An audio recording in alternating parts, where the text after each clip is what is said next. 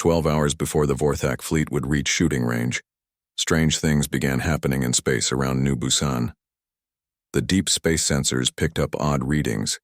Flashes of energy appeared and disappeared in empty space. Gravity waves rippled through the star system like stones thrown into a pond. Admiral Kexthul stood on the bridge of his flagship, studying the sensor reports.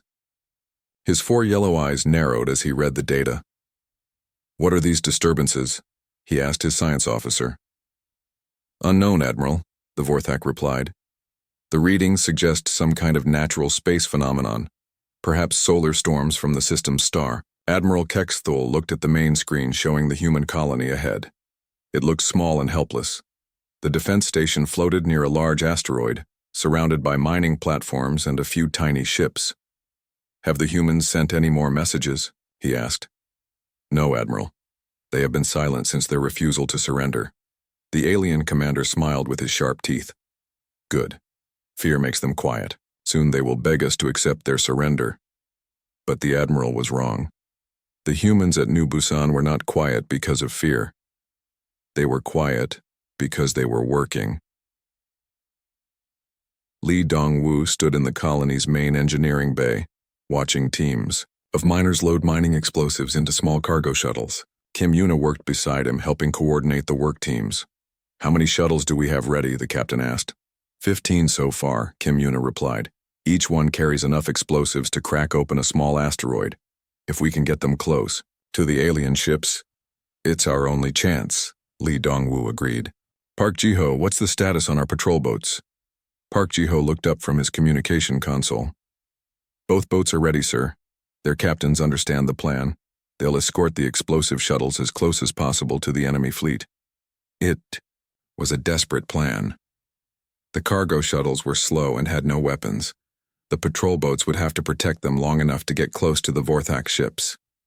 Most of the shuttle pilots would probably not survive, but every pilot had volunteered. These were miners who had spent their lives working in dangerous conditions. They understood risk. "Sir," Park Ji-ho said suddenly, "I'm picking up more of those strange energy readings. They're getting stronger." Lee Dongwu looked at the sensor display. Bright flashes appeared throughout the star system. Each flash lasted only a few seconds, then disappeared. "What do you think it is?" Kim Yuna asked. "I don't know," the captain admitted. "But whatever it is, it's getting more frequent." Far away in hyperspace, Admiral Choi Min-soo was discovering exactly what those energy readings were. His fleet was tearing holes in reality as they pushed their ships beyond all safe limits. "Admiral," Captain Han Soo-jin reported from Incheon's Hammer, "my ship's hull is developing cracks. The hyperspace distortions are getting worse." "How much longer can you maintain speed?" Admiral Choi asked. "Maybe 6 more hours, sir. After that, the ship might break apart." Lieutenant Bae Young-mi worked frantically at her navigation console. "Admiral, the quantum disturbances from our hyperjumps are bleeding into normal space. That might be what's causing those energy readings. The colony is detecting. Are we leaving a trail the aliens can follow?" "No, sir. The disturbances are scattered randomly across the star system. If anything, they might confuse enemy sensors when we arrive." Admiral Choi Min-soo studied the tactical display. 6 more hours in hyperspace would put them at New Busan just in time, but his ships might not survive the journey. On the destroyer Daegu's Vengeance, Commander Oh Tae-kyung was dealing with a crisis. His ship was now running on just one engine after the second one failed an hour ago. "Sir," his engineer reported, "the remaining engine is overheating badly. We need to slow down or shut it down completely." Commander Oh looked at the navigation display. They were falling behind the main fleet. At their current speed, they would arrive at New Busan several hours after the battle started. "What if we shut down everything except life support and navigation?" he asked. "Put all power into the hyperdrive?" "Sir, that would leave us with no shields and no weapons when we arrive." "Better to arrive helpless than not arrive at all." The engineer nodded and began shutting down all non-essential systems. In the darkness of his ship, Commander Oh watched. His remaining engine pushed them through hyperspace on pure determination. Back at New Busan, the final preparations were almost complete. The explosive shuttles were loaded and ready. The patrol boats had their crews aboard. The few remaining civilians were safely inside the defense station's protected areas. Lee Dong-woo walked through the station one last time, checking on his people. In the medical bay, Dr. Song was preparing for casualties. In the engineering section, Chief Lee was making sure all systems were running perfectly. Everyone knew their job. "Captain," Kim Yuna said as she joined him, "I've been thinking about my children.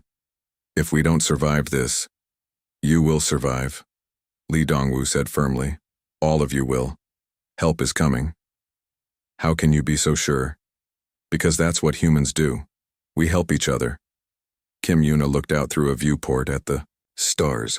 "I hope you're right." Park Ji-ho's voice came over the communication system. "Captain, please report to the bridge. The alien fleet is beginning their final approach." Lee Dong-woo hurried to the bridge and looked at the main sensor display. The red dots representing enemy ships had spread out into a huge formation. 800 ships formed a wall of firepower stretching across space. "They're moving into attack positions," Park Ji-ho reported. "They'll be in weapons range in 8 hours. Any word from our patrol boat captains?" "Both boats report ready for launch. The shuttle pilots are at their stations." Lee Dong-woo took a deep breath. In 8 hours they would either be dead or saved. There was no middle ground. "All stations, this is Captain Lee," he announced over the ship's communication system. "In a few hours we will face the enemy. I want everyone to remember that we are not fighting just for ourselves. We are fighting for every human who calls this place home. We are fighting for the idea that good people should not have to bow to bullies." He paused, then continued. "I don't know if we will win, but I know we will make the aliens remember this day. They came here expecting an easy victory. We're going to show them what happens when you threaten humans." In hyperspace, the rescue fleet was making its final approach. Admiral Choi Min-soo watched his navigation displays count down the distance to New Busan. "All ships, this is Admiral Choi," he announced to his fleet. "We will drop out of hyperspace scattered across the system. Do not wait to form up. Engage any enemy ships immediately. Our job is to protect those people no matter what it costs." Captain Han Soo-jin responded from her cruiser. "Admiral, what if we arrive too late? Then we make sure the aliens pay for every human life they took." Lieutenant Bae Young-mi looked up from her station. "Admiral, we're detecting massive gravitational distortions ahead. We're about to drop back into normal space. All hands, prepare for battle," Admiral Choi announced. At New Busan, Lee Dong-woo stood on his bridge and watched the Vorthak fleet grow larger on his screens. 800 alien ships moved toward his tiny colony like a storm cloud rolling across the sky. "Captain," Park Ji-ho said quietly, "do you really think help is coming?" Lee Dong-woo looked at the sensor display showing those strange energy flashes scattered throughout the star system. Something was out there. Something was coming. "Yes," he said. "I do." The Vorthak fleet continued its approach, confident in its overwhelming numbers. Admiral Kexthul began giving orders for the final attack. None of them noticed that the strange energy readings were getting stronger by the minute. More importantly, they would spread the word about what humans did to protect their own people. And in the darkness between stars, other par the Vorthak fleet spread across space like a metal storm cloud. 847 ships moved into perfect attack formation. Their weapons glowed with deadly energy as they prepared to destroy the small human colony. Admiral Kexthul stood on his flagship's bridge, watching the final approach. The human defense station looked tiny compared to his massive fleet. He could see the mining platforms and the few small patrol boats trying to protect them. "Pathetic," he said to his officers. "These humans have no idea what real war looks like." "Admiral," his weapons officer reported, "all ships are in position. We are ready to begin the attack." "Target the defense station first," Admiral Kexthul ordered. "Destroy it completely. Let the humans see what happens when they refuse our generous offer." The alien fleet's weapons began charging. Plasma cannons glowed bright red as they prepared to fire. In a few moments, the first wave of destruction would reach the human colony. At that exact moment, space began to tear apart, not in one place but in 12 different locations throughout the Kepler 442 system. Reality ripped open like cloth being cut with a knife. Strange lights poured out of the holes in space as something pushed through, from hyperspace. The Vorthak sensors screamed warnings as 12 objects emerged from the dimensional rifts. But these were not the small patrol boats the aliens expected. These were warships. Real warships. Human warships built for one purpose only: killing things. The largest ship appeared directly above Admiral Kexthul's flagship. It was massive, easily 10 times the size of the biggest Vorthak vessel. Its hull was black metal covered with scars from old battles. Weapons bristled from every surface like the spines on a deadly creature. The name painted on its side read, Soul's Pride. "What is that thing?" Admiral Kexthul demanded. His science officer's hand shook as he read the sensor data. "Admiral, it's a human battleship. Mass readings show it weighs more than 50 of our ships combined." Other human ships continued appearing throughout the system. A heavy cruiser materialized right in the middle of the Vorthak formation, its weapons already turning toward the nearest enemy ships. A destroyer dropped out of hyperspace behind the alien fleet's left wing. On the defense station, Li Dongwu watched the human fleet appear and felt his heart jump with hope. "Park Jiho," he called out. "Are you getting any signals from those ships?" "Yes, sir. It's Admiral Choi Min-soo on the battleship Soul's Pride. He's requesting status report. Tell him we have 5,000 civilians still on the station. All transport ships have escaped safely." Park Jiho worked at his communication console. "Sir, Admiral Choi is opening a channel to the alien fleet." The main screen flickered and Admiral Choi Min-soo's face appeared. He looked calm, but his eyes were hard as steel. "Attention, Vorthak fleet," Admiral Choi said in a voice that carried across space. "You have entered human space without permission. You have threatened human civilians. This is your only warning. Withdraw immediately or face the consequences." Admiral Kexthul recovered from his shock quickly. He opened his own communication channel. "Human Admiral," the alien said with his sharp-toothed smile. "You have 12 ships, we have 800, your warning means nothing." Admiral Choi Min-soo's expression did not change. "I gave you a chance to leave. You chose to stay. That was your mistake." The human admiral closed the communication channel. A moment later, his voice came over the human fleet's command frequency. "All ships, this is Admiral Choi. The aliens have chosen war. Show them what humans call war." The first shot came from Captain Han Soo-jin's cruiser, Incheon's Hammer. A railgun fired a tungsten rod at 15% the speed of light. The metal projectile hit a Vorthak destroyer and went completely through it, leaving a hole the size of a small building. The destroyer exploded in a flash of light and metal. Admiral Kexthul stared in shock. His ship's shields were supposed to stop any weapon, but the human projectile had passed through the shields like they did not exist. "All ships, open fire!" he screamed. The Vorthak fleet unleashed everything they had.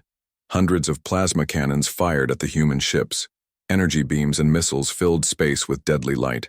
The plasma weapons hit the human shields and simply stopped. The energy that should have melted through metal was absorbed and redirected harmlessly into space. The missiles exploded against barrier fields that did not even flicker. "Impossible," Admiral Kexthul whispered. "Nothing can stop our weapons."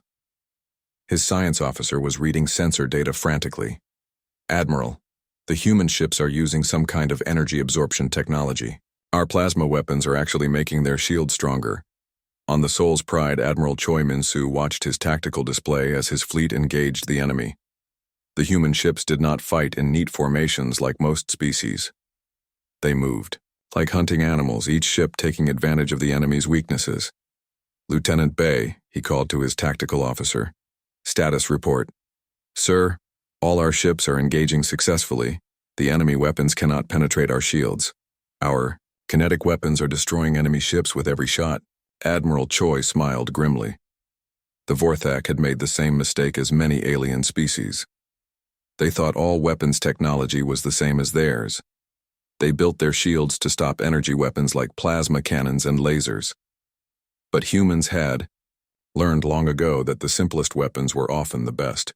A chunk of metal moving at incredible speed did not care about energy shields. It just punched through everything in its way. Commander Oh Tae-kyung's destroyer, Daegu's Vengeance, appeared at the edge of the battle. His ship had arrived with no power for shields or weapons, but his crew worked frantically to bring systems online. "Sir," his engineer reported, "we have emergency power back. Weapons are charging." "Target the nearest enemy ship," Commander Oh ordered. "Let's show them we're still in this fight." The destroyer's main gun fired and another Vorthak ship exploded. On the defense station, Kim Yuna stood beside Lee Dong-woo and watched the battle. The human ships moved through the alien fleet like sharks swimming through a school of fish. Every few seconds, another explosion lit up space as a Vorthak vessel died. "Captain, I've never seen anything like this," she said. "Our ships are destroying theirs so easily." "The Vorthak came here expecting to fight civilians and mining ships," Lee Dong-woo replied. "They didn't expect to meet the human military." Park Ji-ho looked up from his sensor display. "Sir, the alien fleet is taking heavy casualties. They've lost over 200 ships already." "What about our fleet?" "No damage reported, sir. The enemy weapons can't hurt our ships." This was the reality of space combat between humans and aliens. Most alien species had developed similar technologies over thousands of years. Their weapons and defenses were evenly matched. But humans were different. They had developed their technology during centuries of fighting each other. Human weapons were designed to destroy human shields. Human shields were designed to stop human weapons. The constant arms race had made both incredibly advanced. Against alien technology that had not changed much in millennia, human military equipment was like bringing a machine gun to a knife fight. Admiral Kexthal watched his fleet dying around him. Ship after ship exploded under the relentless human attack. His weapons could not even scratch the enemy hulls. "Admiral," his communications officer called out, "we're receiving surrender requests from our own ships. They want to withdraw." "No," Kexthal screamed. "We outnumber them. We can still win." But even as he spoke, he knew it was not true. Numbers meant nothing when your weapons could not hurt the enemy. Captain Han Soo-jin's cruiser appeared next to a group of Vorthak battleships. Her railguns fired repeatedly, each shot destroying another enemy vessel. The aliens tried to surround her ship, but their plasma weapons simply fed more power to her shields. "All weapons continuous fire," she ordered her crew. "Don't let any of them escape." The human attack was not just about superior weapons, it was about tactics. The human ships did not fight like a formal battle fleet. They fought like predators, striking fast and moving to avoid being surrounded. Admiral Choi Min-soo coordinated the battle from his flagship, but he let his captains fight their own ships. Human naval tradition emphasized independent command. Each captain knew how to fight and when to take risks. The result was a battle that looked more like a hunt than a war. After 2 hours of fighting, Admiral Kexthal finally accepted the truth. His fleet was beaten. More than half his ships were destroyed or disabled. The rest were scattered and running. "Open a channel to the human admiral," he ordered with defeat in his voice. Admiral Choi Min-soo's face appeared on the screen again. "Wayne, surrender," Admiral Kexthal said simply. "Too late for that," Admiral Choi replied. "You threatened civilians. The only question now is whether the survivors get to leave alive." Captain Lee Dong-woo stood on the bridge of the orbital defense station, watching the stars through the wide viewport. The space around New Busan looked peaceful. Cargo ships moved slowly between the mining platforms. Workers in spacesuits floated near the asteroid belts, cutting rocks with laser tools. Everything seemed normal, but Lee Dong-woo knew better. His hands shook a little as he held the message tablet. The words on the screen made his stomach feel cold. "Captain," said Park Ji-ho from the communications desk, "the deep space sensors are picking up more ships, many more ships." Lee Dong-woo walked over to look at the sensor display. Red dots filled the screen like angry stars. Each dot was an enemy ship. He counted them quickly. 200, 300, the numbers kept growing. "How many now?" he asked. 847 ships, sir," Park Ji-ho replied. His voice was quiet. "All moving toward us." The captain felt his heart beat faster. New Busan was a small mining colony. They had 50,000 people living here. Most were miners, and their families. They came here to dig rare metals from the asteroids. They never expected war. Lee Dongwu had been a soldier once. He fought in battles near Earth many years ago, but that was different. That was human against human. These ships belonged to the Vorthak Dominion. The Vorthak were not human. "Sir," Park Ji-ho said again, "we're getting a message from the enemy fleet." The main screen flickered. A face appeared. It was not a human face. The creature had 6 arms and skin like a snake. Its eyes were yellow and cold. Sharp teeth filled its mouth when it spoke. "I am Admiral Kexthul of the Vorthak Dominion," the alien said. Its voice sounded like metal scraping stone. "Your colony will surrender now. Move all your people to the main station. We will come to collect them soon." The alien admiral smiled with those sharp teeth. "If you try to fight, we will destroy everything. Your choice is simple. Surrender and live as our workers. Fight and die." The screen went dark. The bridge was quiet for a moment. Everyone looked at Lee Dongwu. He was their commander. The decision was his to make. Kim Yuna came onto the bridge. She was in charge of all the civilian workers and families. Her face was pale with worry. "Captain, people are scared," she said. "They want to know what we should do. Should we start moving people to the transport ships?" Lee Dongwu looked at her. Kim Yuna had a husband and 2 small children living on the colony. So did many others. These were good people who just wanted to work and live in peace. He thought about the Vorthak message. The aliens wanted slaves. They would take the humans to work in their factories and mines. The adults would work until they died. The children would grow up as property. That was not living. That was a slow death. "Start getting people ready to leave," Lee Dongwu said to Kim Yuna. "But not to surrender. Get them on the transport ships. Send them toward Earth space." Kim Yuna nodded and hurried away. Park Ji-ho, the captain, said, "Send a message to the Vorthak fleet." "What should I tell them, sir?" Lee Dongwu straightened his shoulders. "Tell them we decline their offer."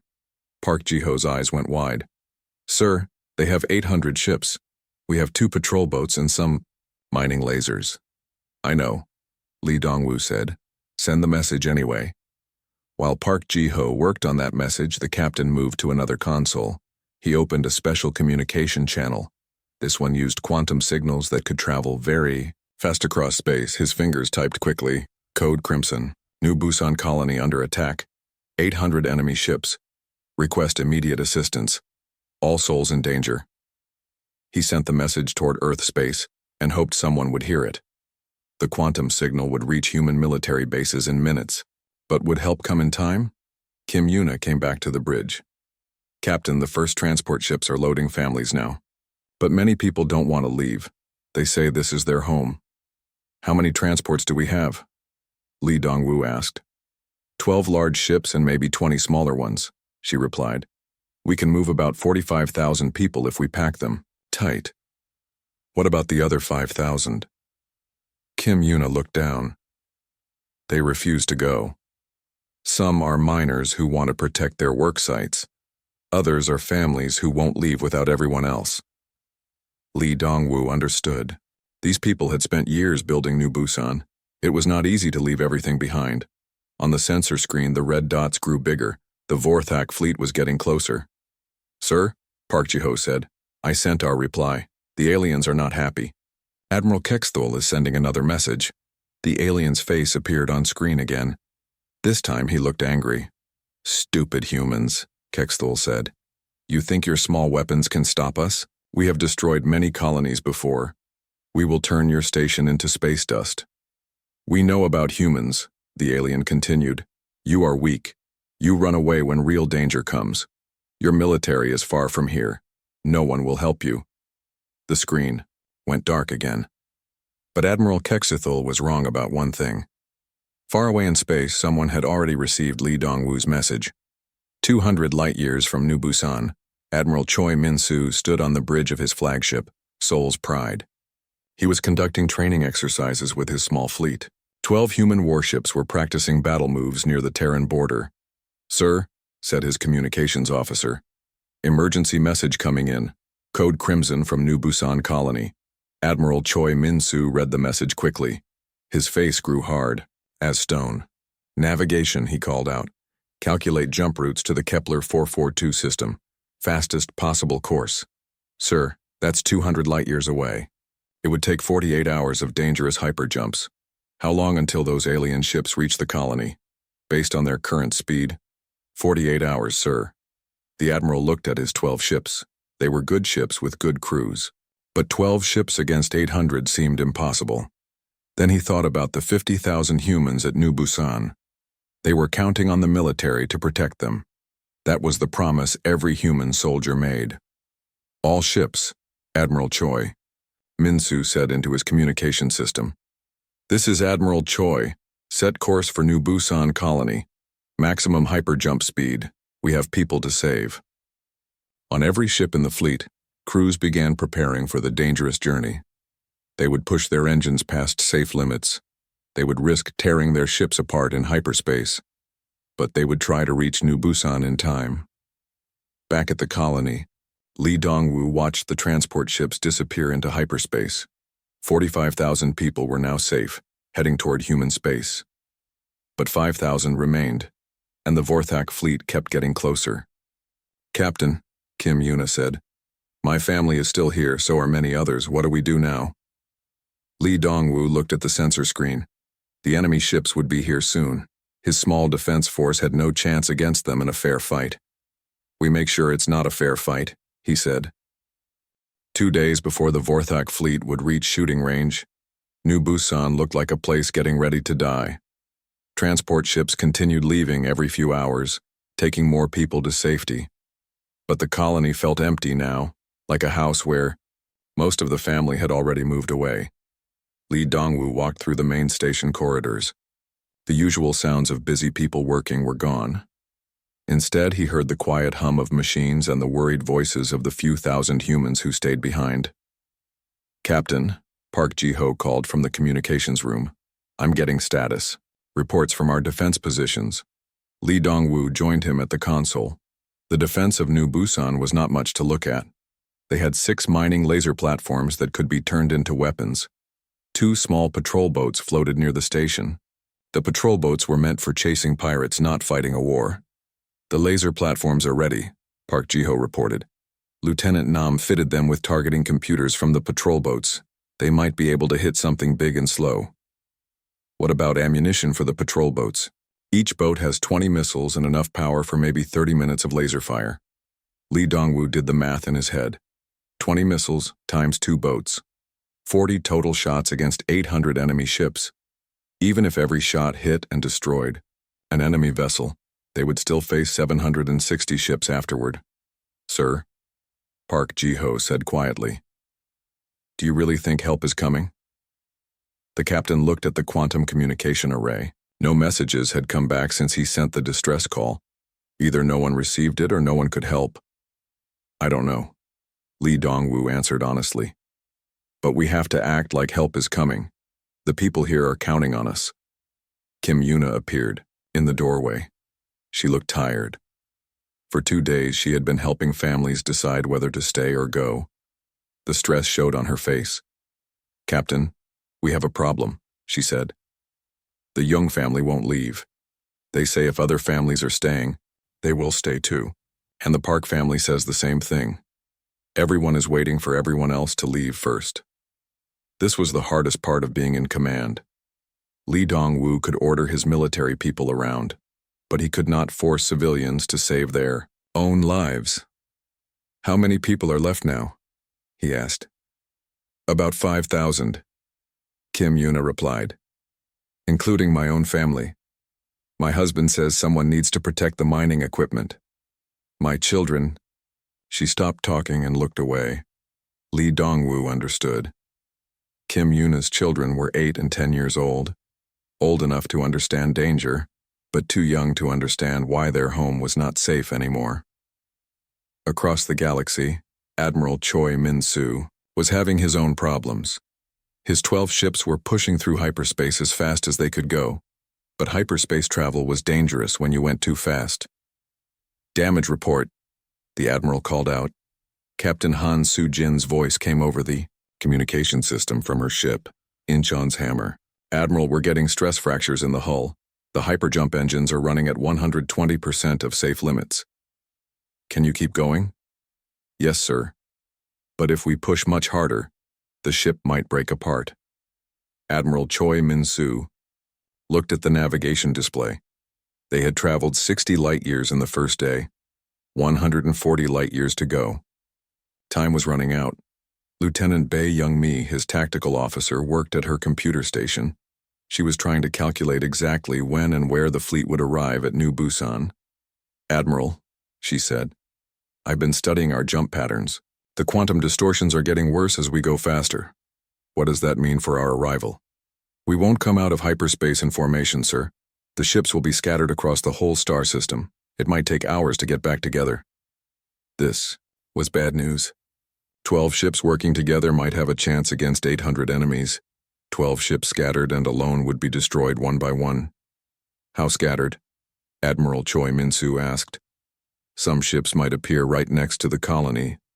Others could be millions of kilometers away.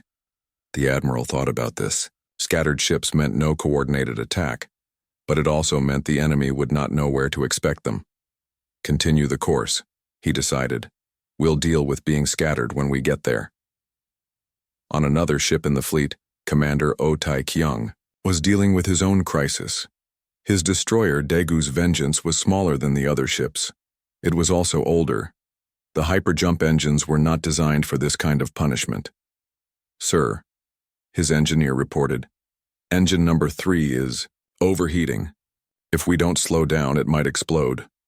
Commander O looked at his navigation screen. They were keeping up with the fleet, but just barely. If they slowed down now, they would arrive at New Busan hours after the battle was over. Keep pushing, he ordered. If the engine explodes, we'll fight on 2 engines. Sir, if the engine explodes, it might take the whole ship with it. Then we better hope it doesn't explode. Back at New Busan, the waiting was the hardest part. Lee Dong-woo stood in the observation deck looking out at the stars. Somewhere out there, 800 alien ships were getting closer. Somewhere else, he hoped, human ships were racing to help. Park Ji-ho joined him at the window. Captain, I've been thinking, the communications officer said. What if we tried to talk to the aliens again? Maybe we could make a deal. Promise them the mining, equipment if they let the people go. Lee Dong-woo shook his head. The Vorthak don't make deals like that. I read the intelligence reports about them. When they take a colony, they take everything. The equipment, the resources, and the people. So we're really going to fight them? We're going to try to survive long enough for help to arrive. Kim Yuna came to find them. She had been checking on the families who stayed behind. Captain, people are scared but determined, she reported. The miners have set up work teams to help with defense. They know how to use the industrial equipment. Maybe we can find ways to help the fighting. What kind of industrial equipment? Lee Dong-woo asked. Rock cutters, gravity lifts, construction robots, mining explosives. This gave the captain an idea. Mining explosives were designed to break apart asteroids. If they could get close enough to enemy ships. Kim Yuna, have the miners gather all the explosives they can find. Park Ji-ho, contact our patrol boat commanders. Tell them we're going to try something different. What are we going to do, sir? We're going to make the aliens think this is going to be easy. Then we're going to make them very sorry they came here. In hyperspace, Admiral Choi Min-soo received another damage report. This time it was worse. Admiral, the ship Busan's shield has lost hyperspace navigation, Captain Han Soo-jin reported. They're dropping out of hyperspace for emergency repairs. That left 11 ships. The Admiral made a hard choice. Tell Busan's shield to make repairs and follow when they can. The rest of the fleet continues. Sir, should we slow down to help them? No. Every minute we delay means the people at New Busan are closer to dying. Lieutenant Bae Young-mi looked up from her calculations. Admiral, I have new numbers. If we maintain current speed, we'll arrive at the Kepler 442 system in 18 hours. When will the alien fleet reach the colony? 20 hours, sir. Admiral Choi Min-soo felt a little hope. They might actually make it in time, but 18 hours was still a long time for anything to go wrong. On his ship, Commander Oh Tae-kyung got the news he was expecting. "Sir, Engine 3 just died completely," his engineer reported. "We're down to 2 engines, but we're still keeping up with the fleet. How long can the other 2 engines last?" "Maybe 12 more hours at this speed after that." The engineer shrugged. Commander Oh did some quick math. 12 hours would get them most of the way to New Busan.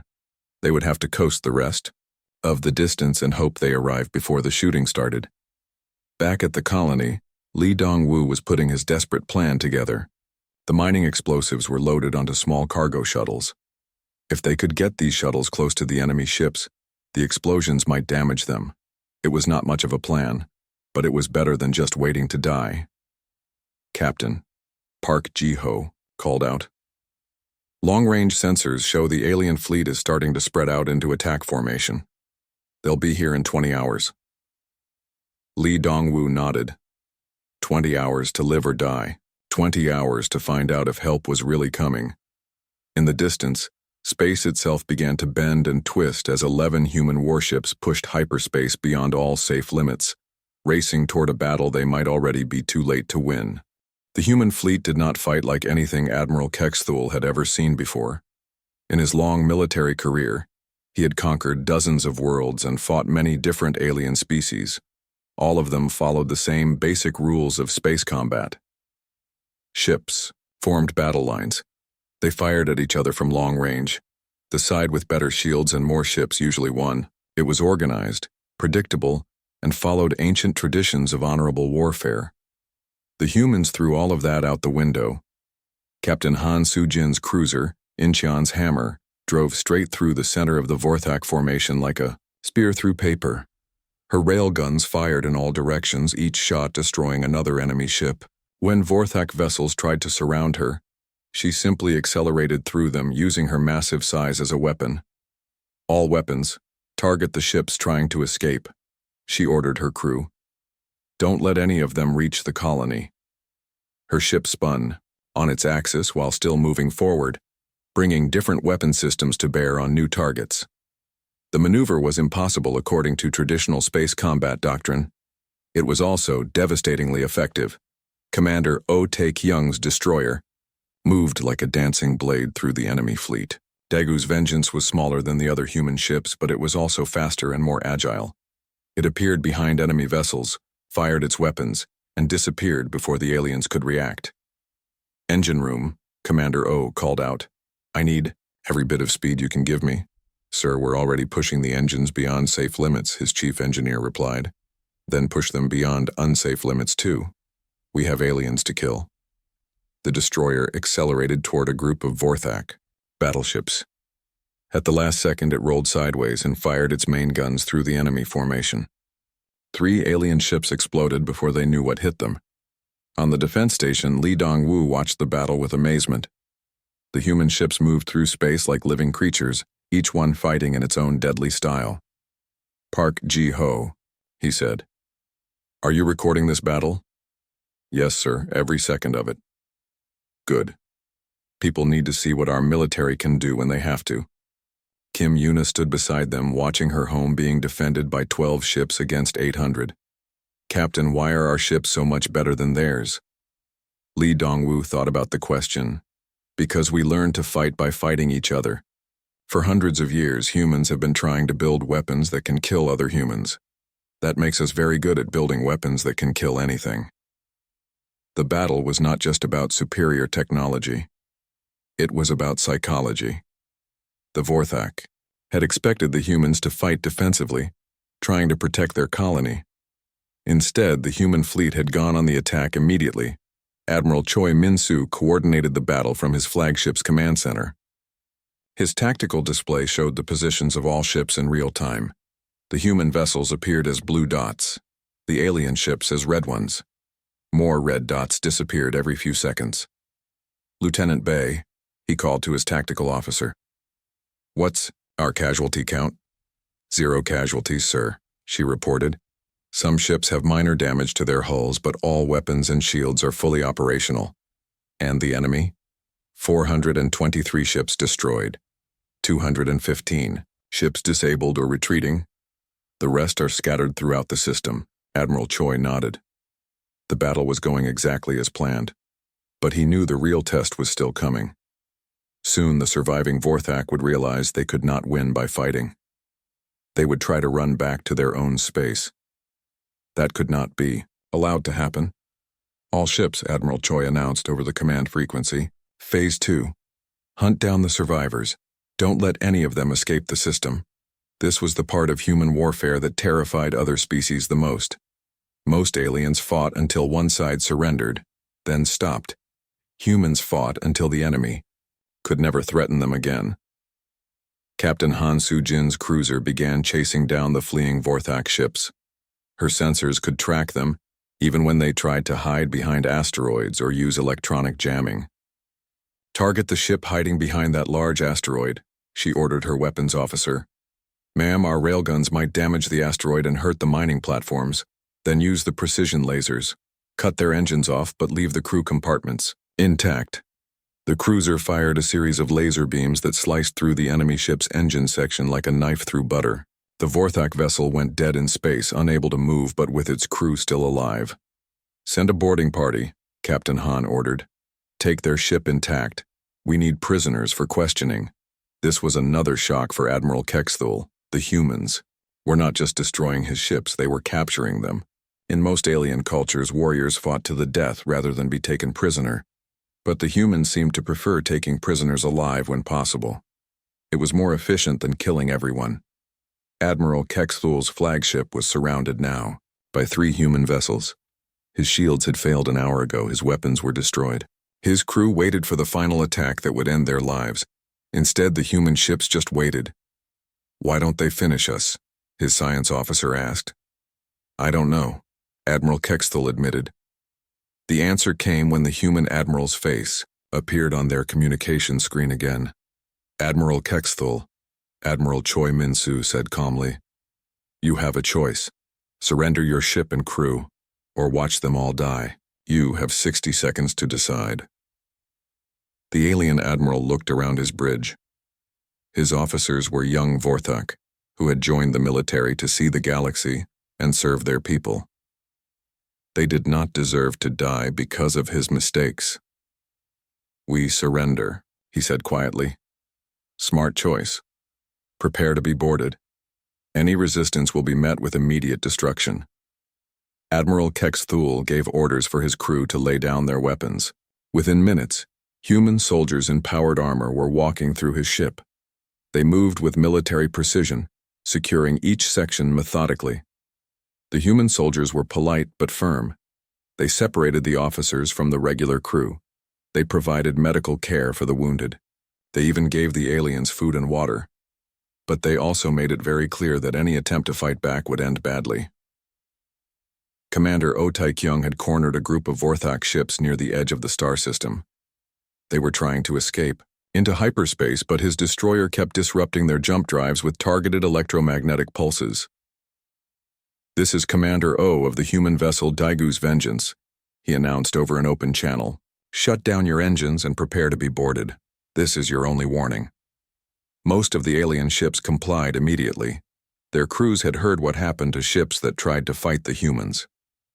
But one Vorthak captain decided to make a run for it. His ship accelerated toward the hyperspace jump point, engines at full power. Commander O sighed. Weapons, disable that ship's engines. Try not to kill the crew.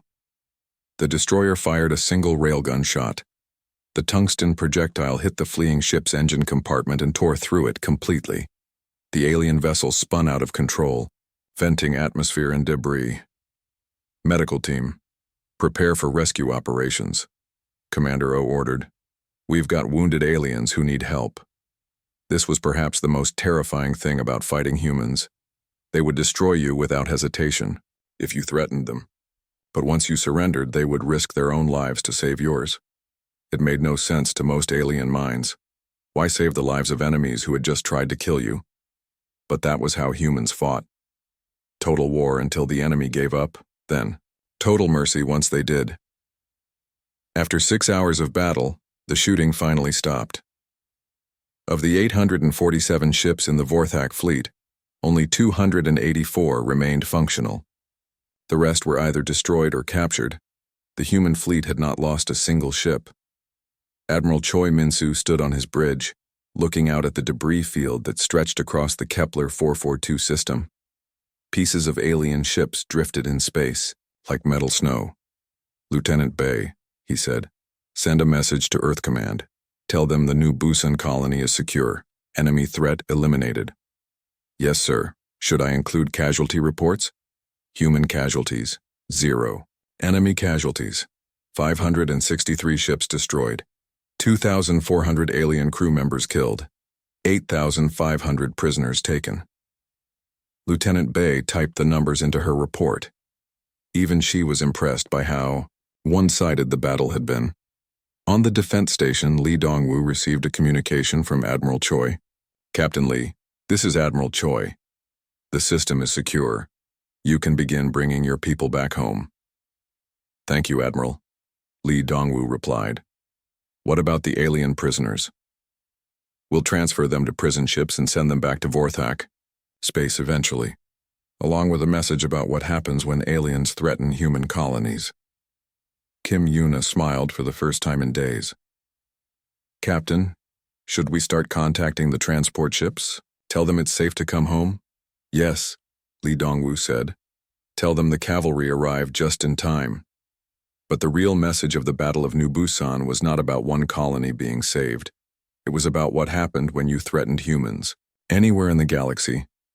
The surviving Vorthak ships would return to their homeworlds carrying tales of the human fleet. They would tell stories of weapons that could not be stopped and ships that could not be destroyed. 2 days after the Battle of New Busan, the surviving Vorthak ships limped away from the Kepler 442 system, like wounded animals fleeing from a predator. Admiral Kexthul sat in the brig of a human prison ship, staring at the metal walls of his cell. He had commanded the greatest fleet in Vorthak history, 847 ships, the pride of the Dominion. Now most of those ships were floating debris or human prizes of war. The human guard outside his cell was young, maybe 20 years old. He brought the alien admiral food 3 times a day and always asked if he needed medical attention. The guard was polite, even friendly. This confused Admiral Kexthul more than the battle itself. These humans had destroyed his fleet without mercy, but now they treated him like an honored guest. "Why do you care if I am comfortable?" he asked the guard one day. The young human thought about the question. "Because the fighting is over now," he said simply. "You're not my enemy anymore. You're just someone who needs help." Admiral Kexthul did not understand this at all. On the defense station, Kim Yuna stood in the docking bay as the transport ships returned. Families reunited with tears of joy. Children ran to their parents. Workers hurried to check on their mining equipment. Captain Lee Dong-woo watched the happy chaos with a smile. "Park Ji-ho, have all the civilians made it back safely?" "Yes, sir. All 50,000 people are accounted for. The mining operations can restart whenever you give the order." "What about the alien prisoners?" "Admiral Choi has them on prison ships. He says they'll be sent back to Vorthak space in a few weeks, along with a diplomatic message." Lee Dong-woo nodded. The message would be simple: attack human colonies and this is what happens to you. But the real message was already spreading across the galaxy. The surviving Vorthak ships reached the edge of human space and jumped to hyperspace, carrying their terrible news back to the Dominion. Word of the defeat spread quickly through alien communication networks. Within days, every major species in the galaxy knew about the Battle of New Busan. They learned that humans possessed weapons that could destroy any known shield technology. They learned that human ships could appear anywhere without warning. Most importantly, they learned that humans would travel across hundreds of light years to protect their colonies. Admiral Choi Min-soo remained in the Kepler 442 system for a week, making sure the area was secure. His ships patrolled the space around New Busan while repair crews fixed the minor damage from the battle. "Admiral," Lieutenant Bae Young-mi reported, "we're receiving communication requests from several alien governments. They want to discuss establishing formal diplomatic relations with humanity." Admiral Choi smiled. "Tell them to contact Earth's diplomatic corps. We're just the military." But he understood what was happening. For the first time, alien species were taking humanity seriously as a galactic power. Before New Busan, most aliens saw humans as a young species confined to a small area of space. Now they realized that humans could project military power anywhere they wanted to go. Captain Han Soo-jin came aboard the flagship to make her report. Her cruiser, Incheon's Hammer, had accounted for over 100 enemy ships destroyed during the battle. "Admiral, my ship is ready for our next assignment," she said. "What do you think our next assignment should be?" Admiral Choi asked. Captain Han thought for a moment. "Exploration, sir. Now that the galaxy knows we can defend ourselves, maybe it's time to see what else is out there." Admiral Choi liked that idea. Humanity had spent centuries looking inward, fighting among themselves and building up their military strength. Now they had the chance to look outward and explore the universe as equals. Commander Oh Taekyung's destroyer had suffered the most damage during their desperate journey to New Busan. His ship needed major repairs, but his crew was proud of what they had accomplished, sir, his chief engineer reported. "I've calculated how long it would have taken us to reach the colony using safe hyperspace jumps." "How long?"